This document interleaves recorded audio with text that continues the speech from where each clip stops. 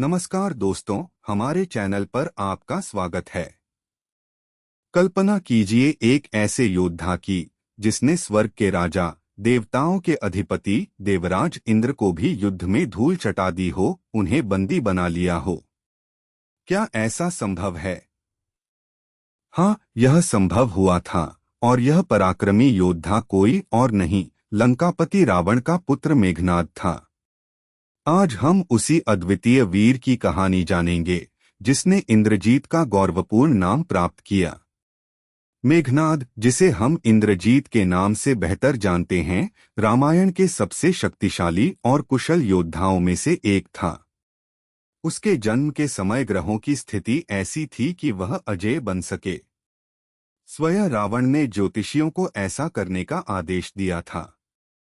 मेघनाद को ब्रह्मास्त्र, पाशुपतास्त्र जैसे कई दिव्यास्त्रों का ज्ञान था। उसने अपनी तपस्या और कठोर साधना से ब्रह्मा जी से वरदान प्राप्त किए थे, जिनमें से एक था कि उसे केवल वही मार सकता है जो लगातार 12 वर्ष तक निद्रा और नारी से दूर रहा हो। देवताओं और असुरों के बीच युद्ध सदियों से चले आ रहे थे। इंद्र अपने ऐरावत हाथी पर सवार होकर, वज्र धारण किए, हमेशा असुरों के लिए एक बड़ी चुनौती रहे थे।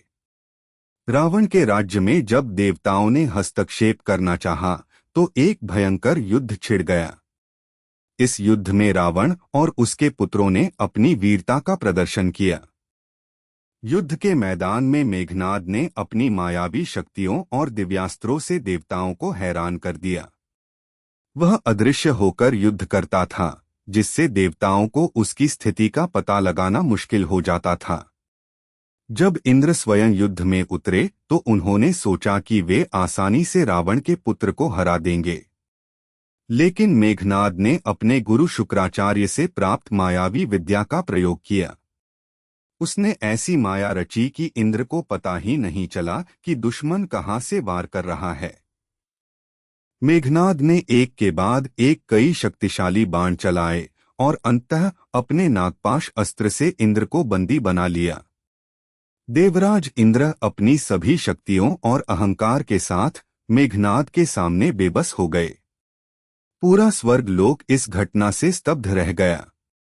अपने राजा को एक राक्षस के हाथों बंदी बना देखकर देवता भयभीत हो गए। तब ब्रह्मा जी स्वयं प्रकट हुए।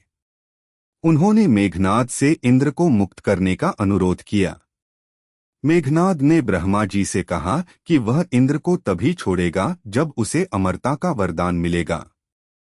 ब्रह्मा जी ने समझाया कि पूर्ण अमरता संभव नहीं, लेकिन उन्होंने उसे एक और वरदान दिया कि उसे तभी मारा जा सकता है जब यज्ञ की अग्नि शांत हो जाए।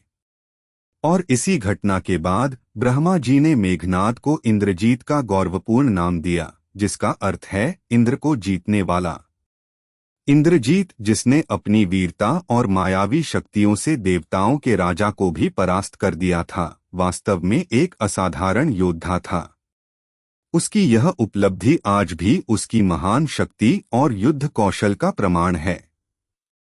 यह कहानी हमें बताती है कि अहंकार किसी का भी पतन करा सकता है, चाहे वह देवराज इंद्र ही क्यों न हो, और यह भी कि तपस्या और दृढ़ संकल्प से असंभव को भी संभव किया जा सकता है। कैसी लगी आपको यह कहानी? कमेंट्स में हमें जरूर बताएं।